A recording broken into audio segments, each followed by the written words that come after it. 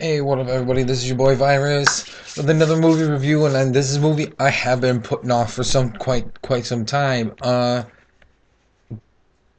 Gonna mention that I'm gonna be putting out four more reviews after this. Hopefully, I might be able to. I'm gonna review them. I'm gonna check my channel actually to see if I have already posted the reviews for these said four movies. Um, Went and checked my actual my actual review folder that I keep all my reviews in, and noticed that the actual reviews weren't there. But I'm definitely gonna do reviews for these four movies. I'm not gonna say what the movies are, but to the review. This movie I have been holding off for so long. I don't know why. I don't know why. It's Batman Under the Red Hood. Um, I just watched it, and I don't know why I've been putting it off for so long. I've done research. I've actually tried to find out. Uh, um, I knew the movie name. I've heard other people talk about it, about the second Robin, Jason Todd, being killed by the Joker. I just wasn't sure if Batman Under the Red Hood was the actual movie that it was done in. I've seen movie clips. I've heard, like I said, heard other people talk about it. I've seen all sorts of other stuff like clips and stuff, and I was very uncertain if it was Batman Under the Red Hood. But since I have now finally watched the movie, it is positive 100%. Anybody who watches my reviews knows that Jason Todd was the second Robin after Dick Richardson or Dick Grayson. I forget his last name.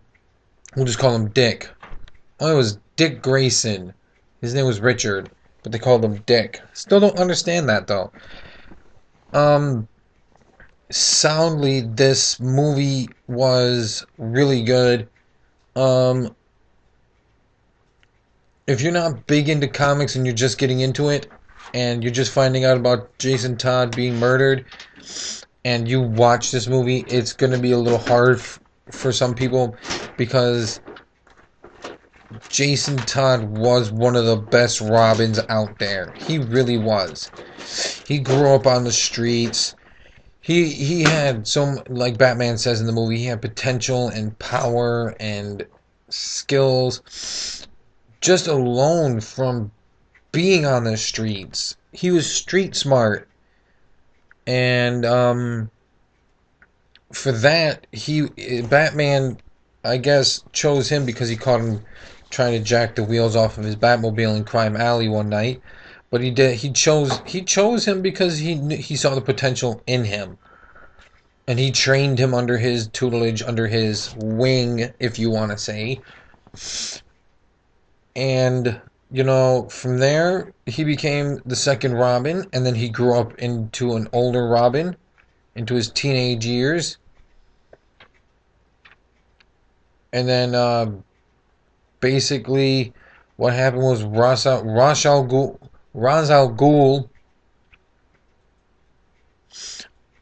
hired on the Joker to make a distraction. So because he was uh, blowing up banks or robbing banks, or he was doing one of the two, and he hired him to distract Batman and Robin, which was Jason Todd. But part of the plan was not for the Joker to actually kill Jason. That was not part of his plan. He said that was not part of the pattern that he had set out.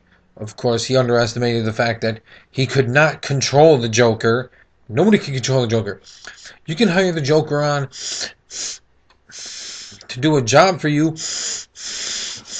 but he's never gonna follow the rules. He's not gonna follow your rules when you sit there and put them out for him. He's gonna go by his own rules, and he winds up killing Jason, beating him to death with a crowbar, or almost killing him, beating him to death with a crowbar. when Rush found out that that's what he had done, he had well, Batman, Bruce found out and eventually found out where Joker had him, and he had already beaten him almost pretty senseless and lifeless at that point. And then after that, Joker had told him all this other crazy stuff like Joker does all the time.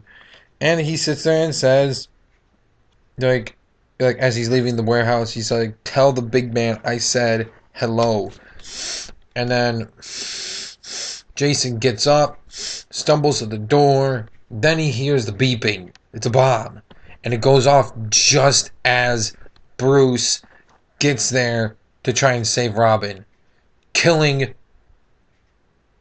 Robin, but not completely obliterating his body, which technically what a bomb does when it blows up in a building and it blows everything else up in the building. It atypically destroys the body, but it didn't. Jason was preserved somehow, and when you basically find out that Red Hood is Jason Todd back from the dead because Ra's al Ghul felt bad that the Joker had killed him, so he had his body switched out with a duplicate when Bruce was shipping his body back to the States. And he had put him inside the Lazarus pit where which he uses to keep himself youthful. That's why he's been around. In the movie, he says he's been around for 600 years. But I think pretty much up to this point in history, Ra's al Ghul has been around for like 1,000 or more years. But now he's apparently dead, I think. But yeah, he brings him back to life, but he doesn't come back the old Jason Todd. He comes back broken, more deranged and demented, and he starts taking over the crime syndicates in Gotham, having them pay him 40% of their cut, and he'd protect them. And Black Mask, did not like that one bit. So he was trying to kill him, and then all of a sudden, Batman finds out it's Jason, who's been resurrected. He goes to Ra's al Ghul, and Ra's al Ghul tells Batman what he did and why he did it. And, basically there's been a back and forth battle, and then all of a sudden, Black Mask hires on the Joker. He breaks him out of Arkham, and he hires him on to kill the Red Hood. And at this point, the Joker doesn't even know. He knows of the Red Hood, but he doesn't know that it's Jason Todd, a former Robin that that he knew that he had killed all them years ago, 5 years ago. So he sits there, and he winds up taking Black Mask anyways, and he was gonna burn them all in the mask. But Batman is on his way back to the States to stop, because he finds out that the Joker's been broken out, and basically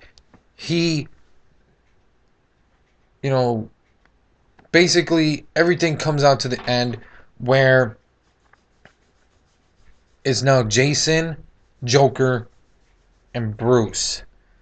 Former Robin, now turned Red Hood, Joker, and Batman. And he is now in the room, unhooded, no mask, telling Bruce that he has to choose. He either kills him or he kills the Joker. Now Batman explained to him why he won't kill the Joker. It would be too easy, and the fact that if he did kill him, he would not be able to go back. He would not be able to stray away from that path. That's why Batman has a code. He doesn't kill. He captures and contains them. Puts them away. Yes, they may break out of where he puts them, but he never will kill them, especially the Joker, because then the Joker wins. I will give this a 9 because it's an amazing movie. It's not a 10, it's more of a 9. But it is recommended for geeks, comic buffs, or anybody who's into the superhero stuff. Watch this movie. I'm pretty sure everybody's watched this movie because this is an old movie. This was back from 2000 and 2000 and what?